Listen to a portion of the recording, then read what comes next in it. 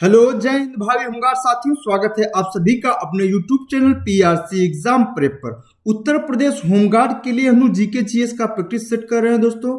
आज practice set number 13वां है। इसके पहले हम लोग 12 प्रैक्टिस सेट बिल्कुल अच्छे तरीके से कर चुके हैं और ये जो मैं प्रैक्टिस सेट करा रहा हूँ वो PYQ बेस्ड है और प्रीवियस ईयर क्वेश्चन में जो पूछे गए हैं या फिर जिनके भविष्य में पूछे जाने की संभावना है या फिर ऐसे प्रश्न जो बार बार पूछे जाते हैं उन सब का हम लोग बिल्कुल अच्छे तरीके से रिवीजन करते हुए चलेंगे और हर एक क्वेश्चन को तोड़ते फोड़ते चलेंगे।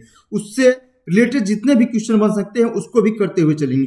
और इसके अलावा हमने इसमें यूपी जीके को भी इंक्लूड किया है। यूपी जीके हम लोग एज ए थ्योरी पार्ट करते हुए चलेंगे। शुरू में यूपी जीके करेंगे, उसके बाद हम लोग अपने एमसीक्यू टाइप क्वेश्चन में चलते हैं।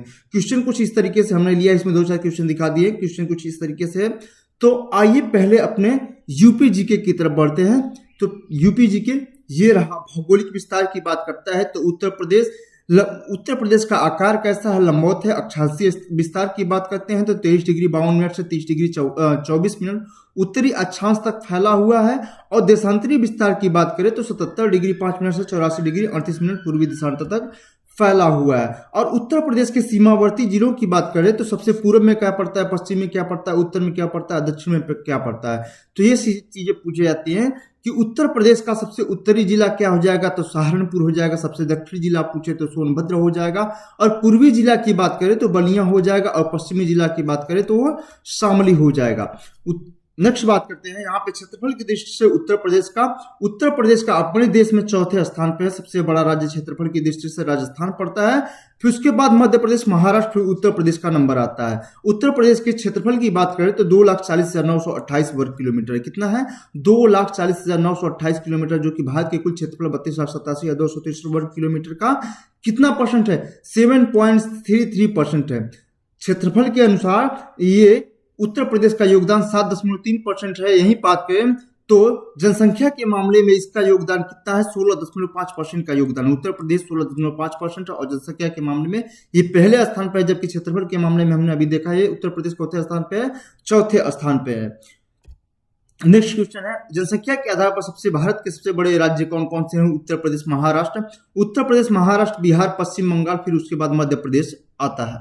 आगे बढ़ते हैं, इसकी स्थापना के बारे में देखें तो उत्तर प्रदेश की स्थापना कैसे कैसे होती है उसके बारे में देखते हैं। तो उत्तर प्रदेश की स्थापना होती है 14 नवंबर 1834 को गवर्नमेंट ऑफ इंडिया एक्ट। 1833 के तहत इसकी राजधानी क्या है? आगरा है। और इसके प्रथम गवर्नर थे, यानी कि आगरा प्रेसिडेंसी के प्रथम गवर्नर सर चार्ल्स मेटकाफ। और 1 जून 1836 को इसको भंग कर दिया गया। आगरा प्रेसिडेंसी को भंग करके फिर क्या बनाया गया?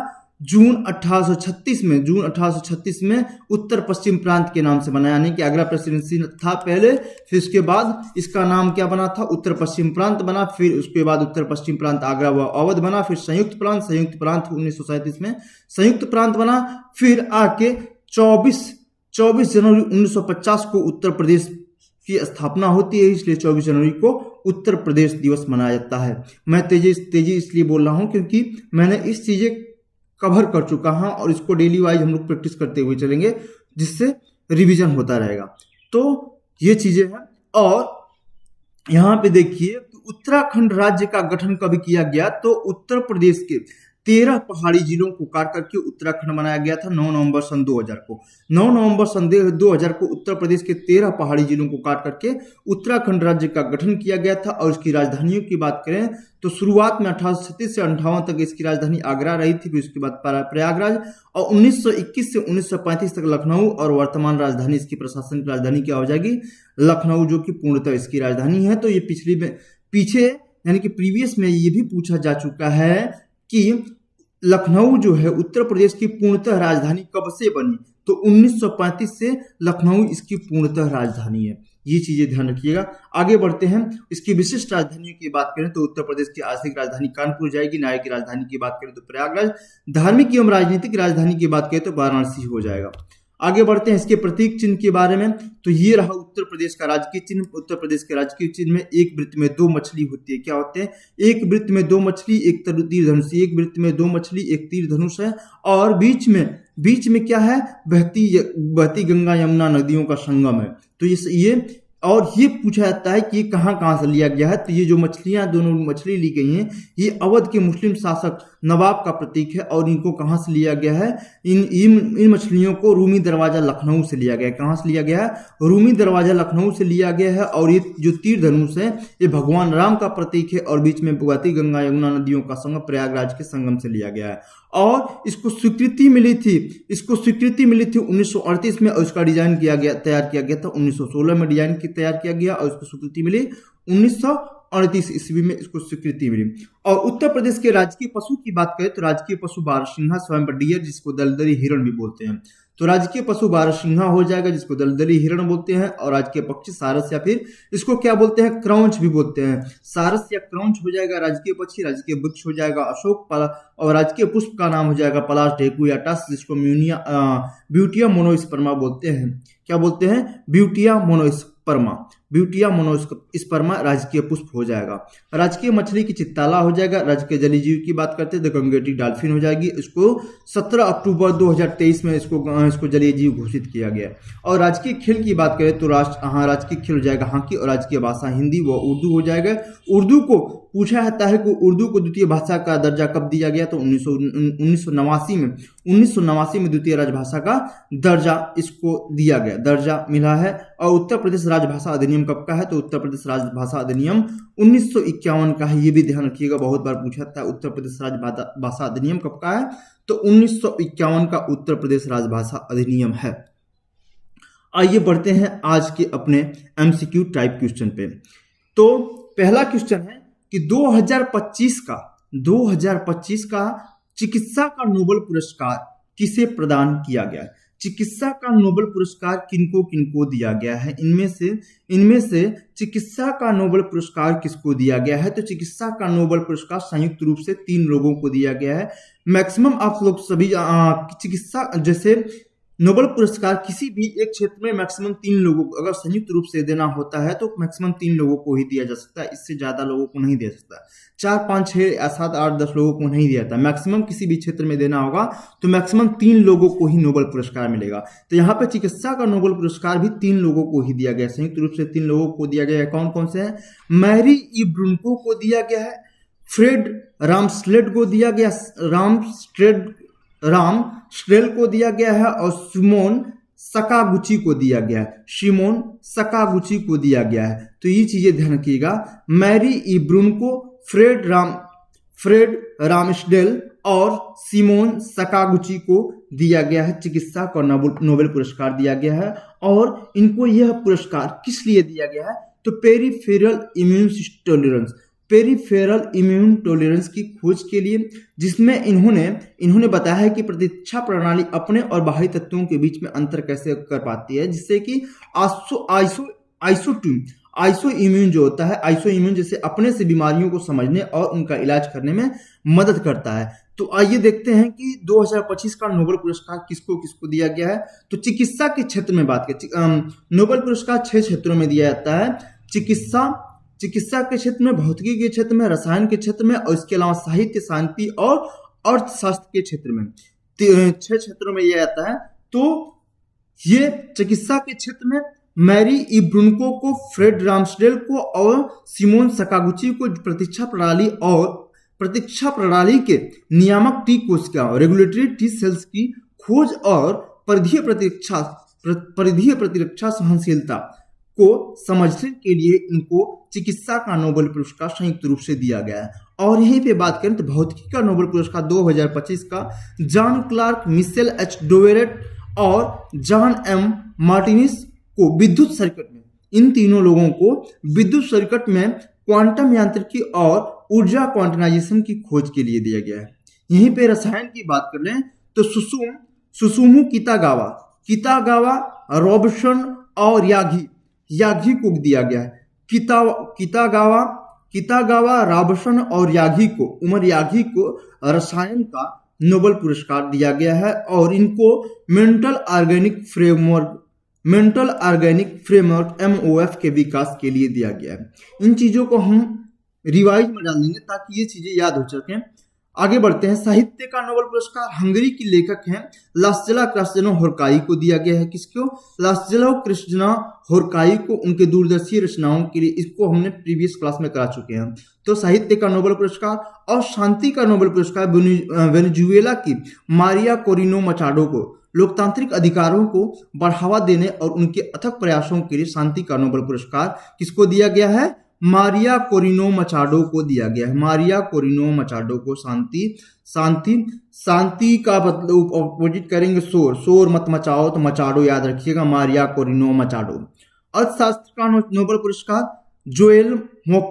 जोएल मोकिर, फिलिप अगियान और पीटर हॉविट को दिया गया है। इनको भी मैक्सिमम 3 लोग, संयुक्त रूप से इन 3 लोगों को दिया गया है। किसके लिए? नवाचार प्रेरित आर्थिक वृद्धि की व्याख्या के लिए। आप देखेंगे साहित्य और शांति में केवल एक लोगों को दिया गया। इसके अलावा जो बचता है अर्थशास्त्र, चिकित्सा, भौतिकी और रसायन, इसमें 3 लोगों को दिया गया। ये चीजें आप थोड़ा सा ऑप्शन से भी कुछ हद तक कर सकते हैं, तो ये चीजें भी ध्यान रखिएगा। साहित्य में लास्ला कृष्णा होरकाई को, शांति में मारिया कोरिनो मचाडो को दिया गया। अर्थशास्त्र में मोकिर अगियान और हॉविट को दिया गया है नवाचार प्रेरित आर्थिक वृद्धि की व्याख्या करने के लिए। तो इससे धीरे धीरे चीजें क्लियर हो जाएंगी। आगे बढ़ते हैं।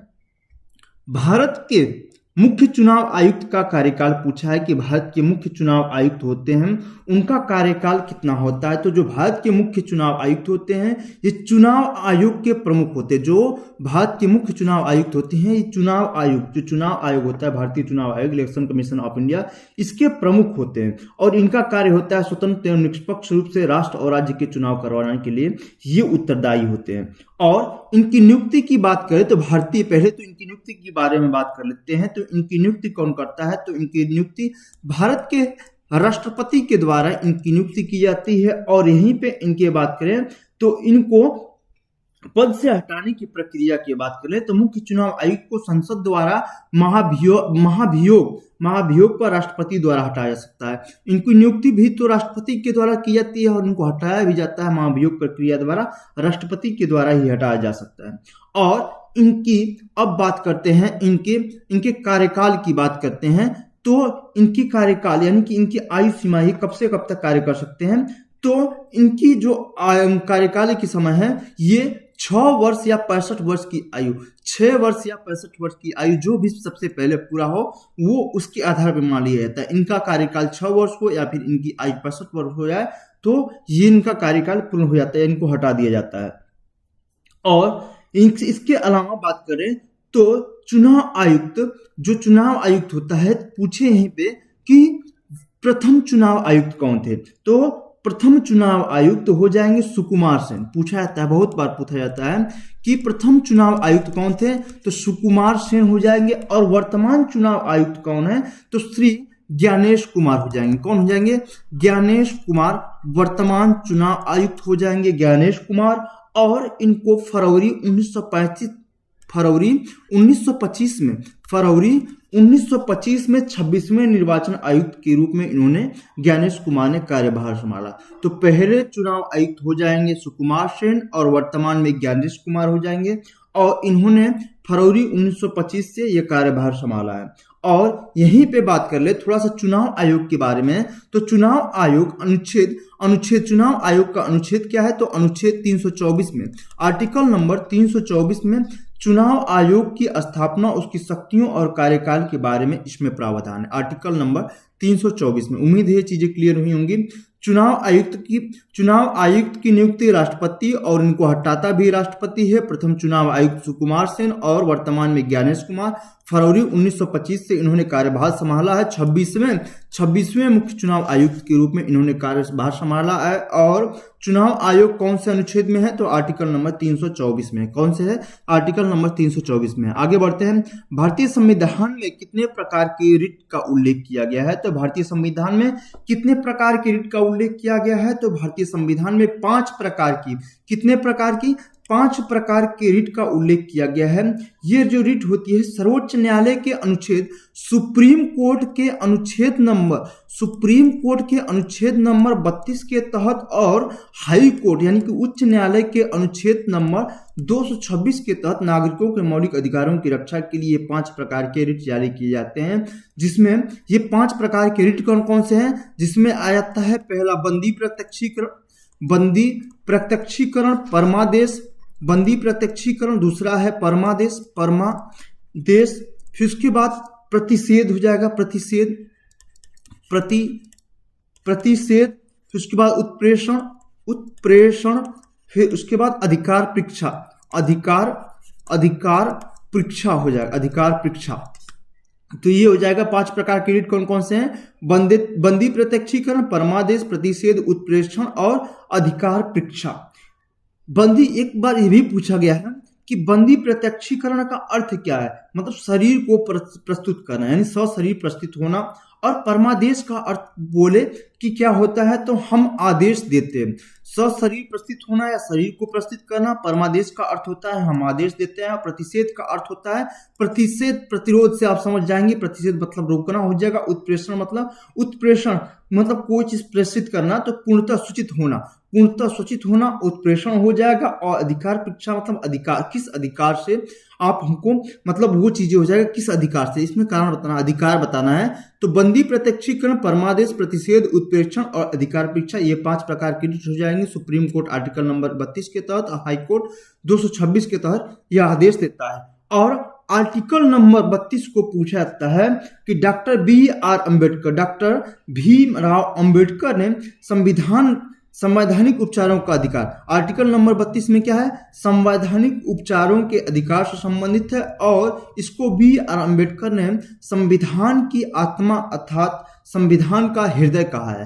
पूछा था किसको संविधान की आत्मा और संविधान का हृदय B.R. अम्बेडकर ने बोला है, तो डॉक्टर B.R. अम्बेडकर ने आर्टिकल नंबर 32 को संविधान की आत्मा और संविधान का हृदय बोला है। आगे बढ़ते हैं। राज्यसभा के सदस्यों का कार्यकाल कितने वर्षों का होता है, तो राज्यसभा जो होता है सदन के अस्थायी सदस्य होते हैं और जिसको कि कभी भी पूरी तरह से भंग नहीं किया जा सकता। इसलिए और यहीं पे थोड़ा सा राज्यसभा और लोकसभा की बात करते हैं। राज्यसभा एक तरफ कर देते हैं और एक तरफ कर देते हैं लोकसभा। इनके बारे में थोड़ा सा अंतर देख लेते हैं। लोकसभा यहीं पे, तो राज्यसभा इसका कार्यकाल जो होता है 6 वर्ष का होता है। कितने वर्ष का होता है इसका कार्यकाल? 6 वर्ष का होता है। और यहीं पे लोकसभा की बात करें तो इसका कार्यकाल केवल 5 वर्ष का होता है। और इनके लिए न्यूनतम आयु कितनी होती है, तो राज्यसभा के लिए न्यूनतम आयु 30 वर्ष होती है और लोकसभा के लिए 25 वर्ष की आयु निर्धारित है। कितनी है? 25 वर्ष। और जो राज्यसभा होता है ये अस्थाई सदन होता है जिसको भंग नहीं किया जा सकता, तो ये अस्थाई सदन होता है। जबकि लोकसभा एक अस्थाई सदन है। क्या है? एक अस्थाई सदन है जिसको 5 साल में भंग कर दिया जाता है। तो ये चीजें, और इसके अलावा बात करें तो राज्यसभा का जो प्रमुख होता है वो उपराष्ट्रपति होता है। इसका जो प्रमुख होता है वो उपराष्ट्रपति होता है। उपराष्ट्रपति राज्यसभा का प्रमुख होता है। जबकि लोकसभा के प्रमुख की बात करें तो अध्यक्ष अर्थात स्पीकर होते हैं। इसके प्रमुख अध्यक्ष या स्पीकर होते हैं, जो कि वर्तमान में कौन है? वर्तमान में ओम बिरला जी हैं। कौन है? ओम बिरला जी हैं। तो ये चीजें क्लियर होंगी राज्यसभा और लोकसभा के बारे में।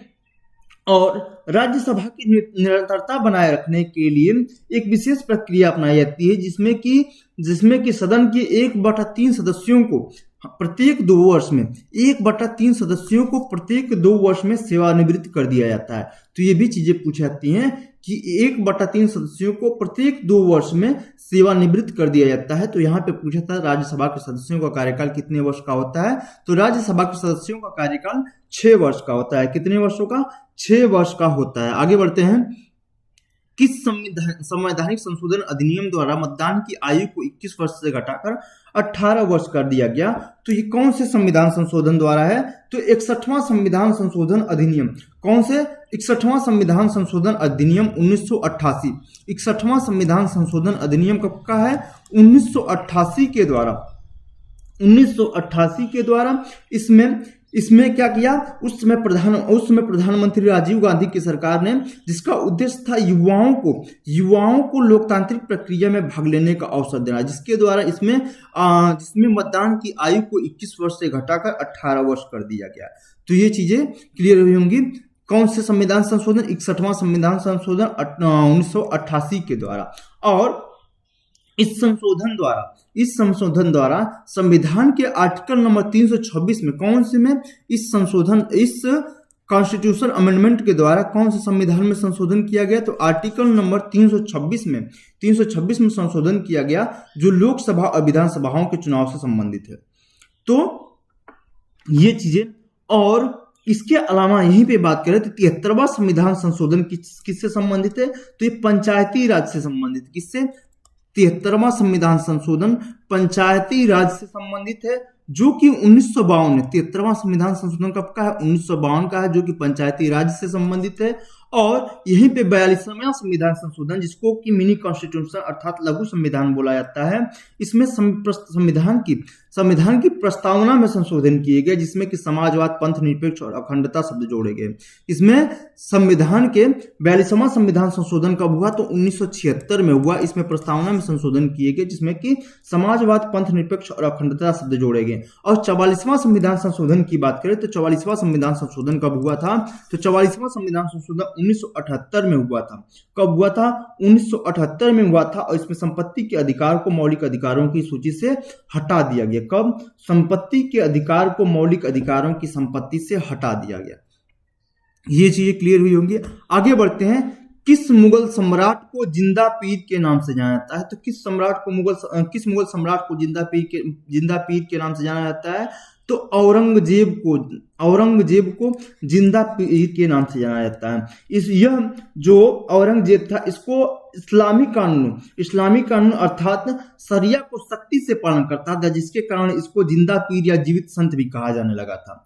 और यहीं पे अकबर की बात कर रहे हैं तो अकबर क्या था? अपनी धार्मिक सहिष्णुता और दीन इलाही के लिए अकबर को जाना जाता है। और शाहजहां के बारे में बात करें तो शाहजहां जो होता है वास्तुकला अर्थात ताजमहल आगरा के किले के लिए ये शाहजहां प्रसिद्ध है। और हुमायूं को आप जानते होंगे, पुस्तकालयों की सीढ़ियों से ये गिरकर इसकी मृत्यु हो गई थी। सीढ़ियों से पूछा जाता है कि पुस्तकालय की सीढ़ियों से गिरकर किसकी मृत्यु हो गई? तो हुमायूं की मृत्यु सीढ़ियों से गिरकर इसकी मृत्यु हो गई थी। आगे बढ़ते हैं। सत्यशोधक समाज की स्थापना किसने की थी? तो सत्यशोधक समाज की स्थापना उन्होंने की जिन्होंने गुलामगिरी पुस्तक, इनकी रचना क्या है? गुलामगिरी किसकी है? ज्योतिबा फुले की। सत्यशोधक समाज की स्थापना किसने की?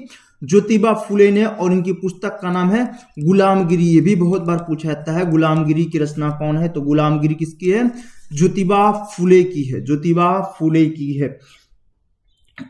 तो सत्यशोधक समाज की स्थापना कब हुई? तो 24 सितंबर 1873 को सत्यशोधक समाज की स्थापना महाराष्ट्र के पुणे महाराष्ट्र में इसकी स्थापना सत्यशोधक समाज की स्थापना होती है। सत्यशोधक समाज की स्थापना, जिसका अर्थ होता है सत्यशोधक समाज की स्थापना मतलब सत्य की खोज करने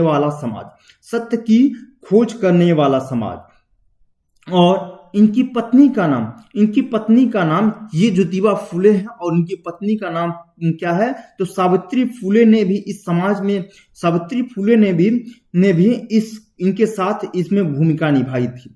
और गुलामगिरी इनकी पुस्तक का नाम हो जाएगा। और यहीं पे बात करते हैं स्वामी विवेकानंद के बारे में। तो स्वामी विवेकानंद ने रामकृष्ण मिशन की स्थापना किसने थी? रामकृष्ण मिशन की स्थापना 1897 में स्वामी विवेकानंद ने की। और राजा राम मोहन राय यहीं पे है, राजा राम मोहन राय ने, इन्होंने ब्रह्म समाज की स्थापना, बहुत बार पूछा था, ब्रह्म समाज की स्थापना 1828 में किसके द्वारा? राजा राम मोहन राय के द्वारा की गई। और सती प्रथा के उन्मूलन में भी इन्होंने महत्वपूर्ण भूमिका निभाई।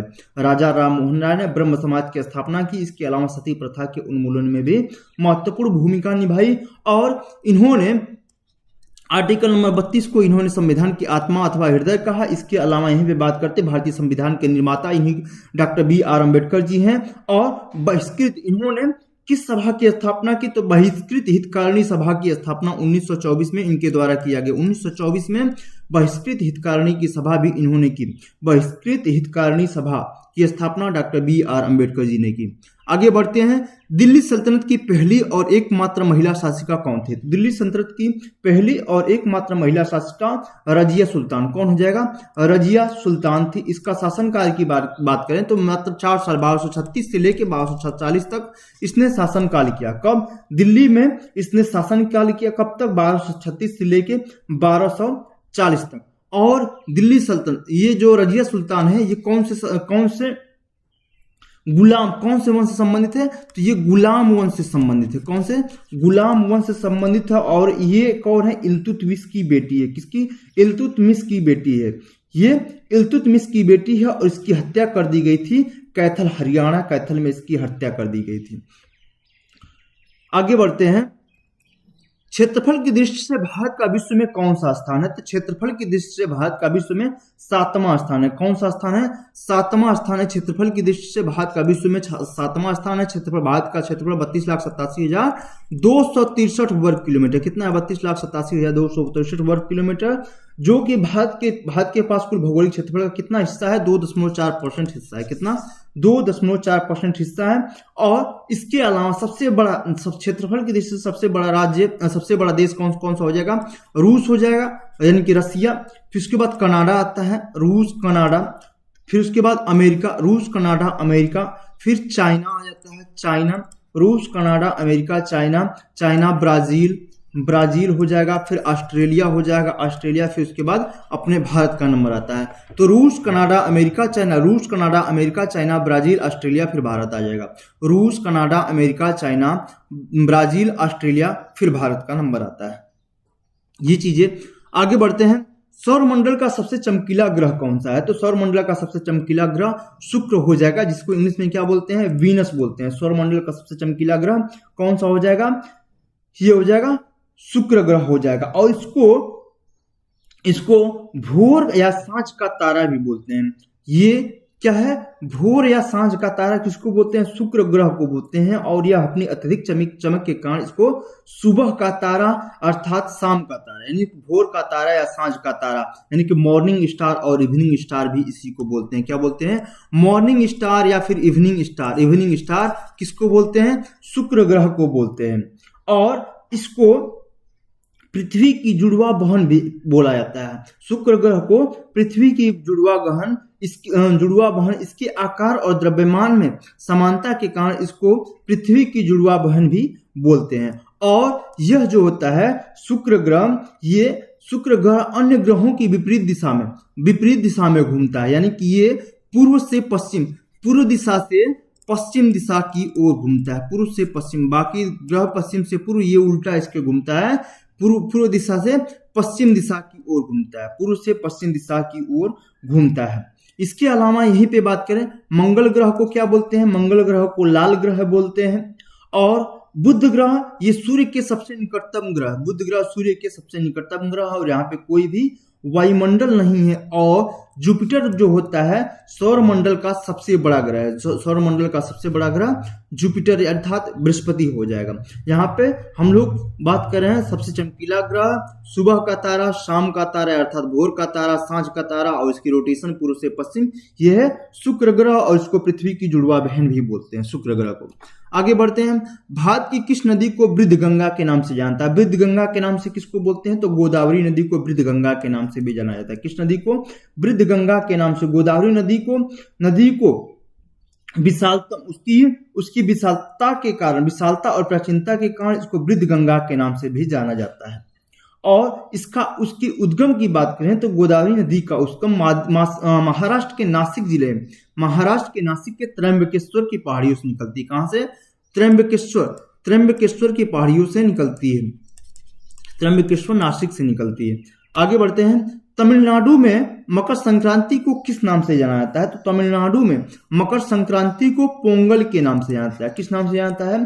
तमिलनाडु को तमिलनाडु में मकर संक्रांति को पोंगल के नाम से जाना जाता है और यह त्योहार मुख्य रूप से 4 दिनों तक, कितने दिनों तक चलता है? तमिलनाडु में पोंगल त्योहार 4 दिनों तक चलता है, जिसमें पहले दिन को भोग, इसमें कौन कौन से हैं? एक आता है भोगी पोंगल, सूर्य पोंगल, भोगी पोंगल, सूर्य पोंगल, मट्टू पोंगल और उसके अलावा कौन सा है? कानुम पोंगल। भोगी पोंगल, सूर्य पोंगल, मट्टू पोंगल और कानुम पोंगल, ये 4 दिनों तक पोंगल चलता है, तमिलनाडु राज्य में मनाया जाता है और यह एक फसल उत्सव है जो सूर्य के उत्तरायण होने की खुशी में मनाया जाता है। और यहीं पे बात कर लें तो लोहड़ी कहाँ पे बोला जाता है? तो ये पंजाब और हरियाणा में बोला जाता है। कहाँ पे? मुख्य रूप से पंजाब और हरियाणा में लोहड़ी बोला जाता है। और ओणम भी यह राजा बलि के स्वागत में मनाया जाने वाला यह भी एक फसल उत्सव है। बिहू भी एक फसल उत्सव है और यह मकर संक्रांति के समय मनाए जाने वाले बिहू को ही माघ बिहू बोलते हैं। यानी कि तमिलनाडु जो मकर संक्रांति है उसको तमिलनाडु में पोंगल और पंजाब और हरियाणा में लोहड़ी और असम में बिहू के नाम से भी जानते हैं। बिहू या फिर माघ बिहू भी इसको बोलते हैं। आगे बढ़ते हैं। अंतर्राष्ट्रीय जैव विविधता दिवस कब मनाया जाता है?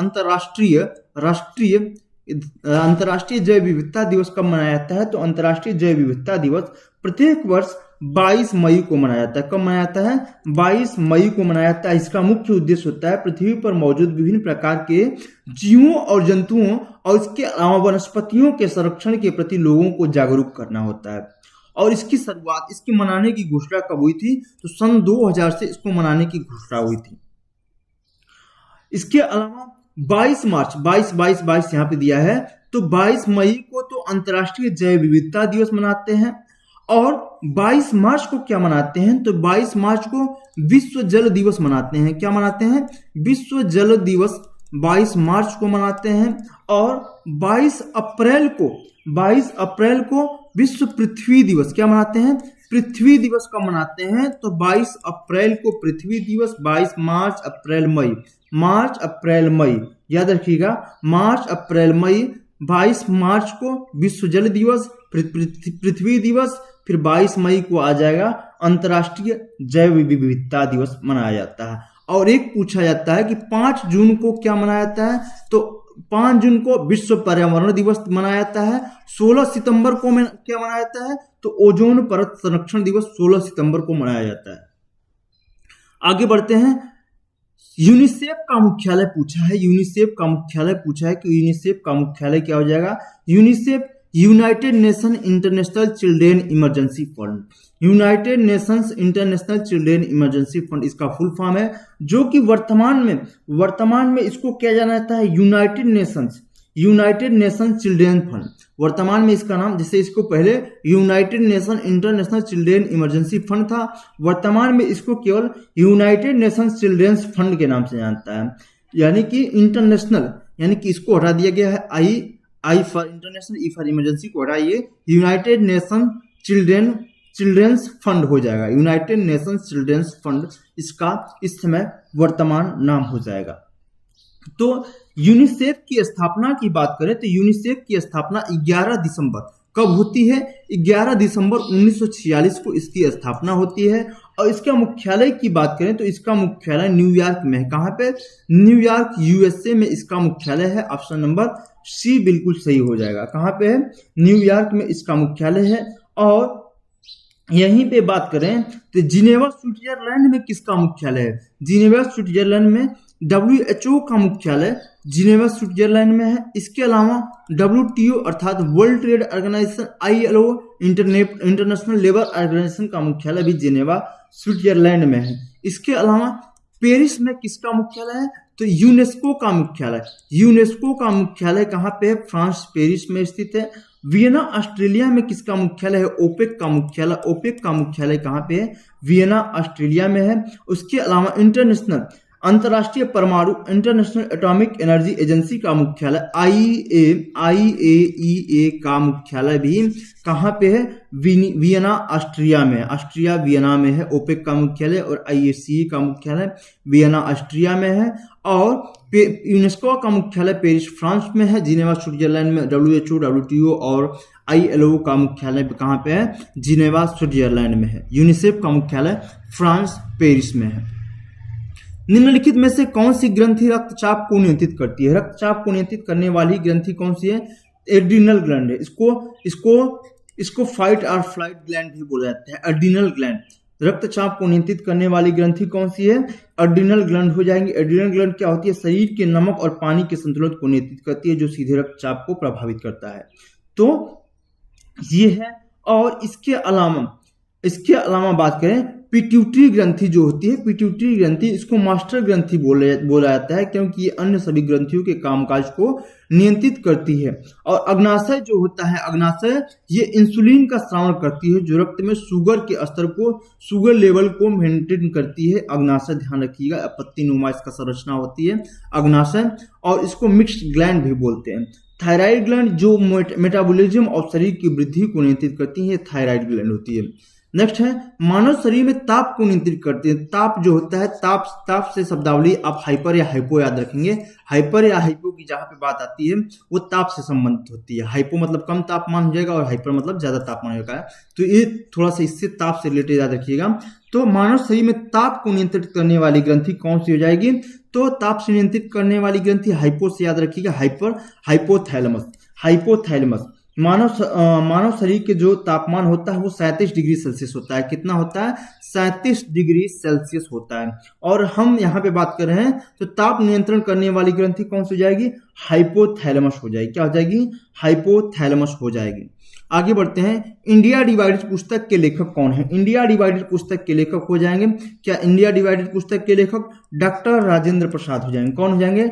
Doctor Rajendra Prasad India divided पुस्तक के लेखक हैं। और यहीं पे बात करें, इंडिया डिवाइडेड के अलावा बात करें तो the discovery of India, the discovery of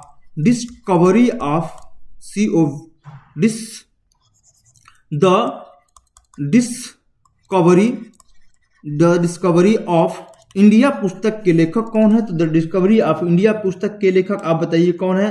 और इसके अलावा माई experiment with truth, my experiment with truth, ये किसकी पुस्तक है? और इसके अलावा इंडिया विंस फ्रीडम, ये किसकी पुस्तक है? तो द डिस्कवरी ऑफ इंडिया जो पुस्तक है ये पंडित जवाहरलाल नेहरू की, द डिस्कवरी ऑफ इंडिया पुस्तक के लेखक कौन है? Pandit Jawaharlal Nehru. My experiment with truth ये महात्मा गांधी की है। और मौलाना अबुल कलाम की India wins freedom, India wins freedom किसकी है? मौलाना अबुल कलाम आजाद की है। तो यहाँ पे इंडिया डिवाइडेड पूछा था, तो इंडिया डिवाइडेड के लेखक कौन हो जाएंगे? डॉक्टर राजेंद्र प्रसाद। नुआखाई किस राज्य का महत्वपूर्ण कृषि उत्सव है? तो नुआखाई कहाँ का है? नुआखाई जो होता है उड़ीसा राज्य का प्रमुख कृषि महोत्सव है। कहाँ का है? नुआखाई। नुआ मतलब नया और खाई मतलब खाना। तो नया खाना यानी कि जो यह त्योहार नए कटे चावल के स्वागत का प्रतीक है। और यह गणेश चतुर्थी के अगले दिन ही मनाया जाता है। तो नुआखाई उड़ीसा राज्य का प्रमुख त्योहार है। कहाँ का? उड़ीसा राज्य का प्रमुख कृषि उत्सव या प्रमुख कृषि त्योहार है। और उड़ीसा राज्य के और त्योहार की बात करें तो उड़ीसा में जगन्नाथ रथ यात्रा यहीं की है। जगन्नाथ रथ यात्रा ये कहाँ की है? ये उड़ीसा राज्य की है। इसके अलावा राजा पर्व जिसको बोलते हैं रज पर्व, ये भी कहाँ का है? उड़ीसा राज्य का है। नुआखाई एक हो गया। इसके अलावा था बोईता बंदना फेस्टिवल, बोईता बंदना फेस्टिवल ये कहाँ का है? तो ये भी उड़ीसा राज्य का बोईता बंदना फेस्टिवल हो जाएगा। और इसके अलावा कोणार्क नृत्य महोत्सव भी यहीं का है। जगन्नाथ रथ यात्रा, रज पर्व, बोईता बंदना और नुआखाई उत्सव ये कहाँ का है? उड़ीसा राज्य के प्रमुख त्योहार हो जाएंगे। और झारखंड का क्या है? सरहुल याद रखिएगा। झारखंड का सरहुल यहाँ का प्रमुख उत्सव हो जाएगा, सरहुल। और बिहार में छठ पूजा मनाया जाता है, छठ पूजा। और मध्य प्रदेश का मड़ई याद रखिए, मध्य प्रदेश में मड़ई उत्सव या भगोरिया उत्सव। आगे बढ़ते हैं, पेंसिल की लीड बनाने के लिए किसका उपयोग किया जाता है? तो पेंसिल की लीड बनाने के लिए ग्रेफाइट का उपयोग किया जाता है। कोयला का प्रयोग या हीरा का प्रयोग या लकड़ी का प्रयोग, लकड़ी का कोयला का प्रयोग नहीं किया जाता है। पेंसिल की लीड बनाने के लिए ग्रेफाइट का प्रयोग किया जाता है, जो कि ये क्या होती है? विद्युत की सुचालक होती है। क्या होती है? विद्युत की सुचालक होती है। आगे बढ़ते हैं, हंसाने वाली गैस का रासायनिक नाम क्या होता है? तो हंसाने वाली गैस का रासायनिक नाम होता है nitrous oxide N2O। Nitrous oxide, हंसाने वाली गैस का नाम नाइट्रस ऑक्साइड N2O हो जाएगा, N2O। और इसका उपयोग क्या होता है? दर्द निवारक एनेस्थेसिया के रूप में ये दंत चिकित्सक इसका प्रयोग करते हैं। आगे बढ़ते हैं, आधुनिक आवर्त सारणी। आधुनिक आवर्त सारणी किस पर आधारित है? तो आधुनिक आवर्त सारणी जो होती है ये परमाणु क्रमांक पर आधारित है। आधुनिक आवर्त सारणी जो होती है परमाणु क्रमांक पर आधारित है। और इसके जनक की बात करें तो हेनरी मोजले ने आधुनिक आवर्त सारणी को परमाणु क्रमांक जिसका सिंबल होता है Z से, इसको प्रदर्शित करते हैं, इस पर आधारित है। और जो पुरानी आवर्त सारणी थी वो एटॉमिक मास पर आधारित, किस पे थी? परमाणु द्रव्यमान पर आधारित थी। तो आधुनिक आवर्त सारणी परमाणु क्रमांक पर आधारित है। आगे बढ़ते हैं, शुष्क बर्फ क्या है? शुष्क बर्फ बहुत बार पूछा जाता है। शुष्क बर्फ जिसको कि ठोस कार्बन डाइऑक्साइड बोलते हैं, तक CO2 ठोस कार्बन डाइऑक्साइड, ये है शुष्क बर्फ, CO2 कार्बन डाइऑक्साइड।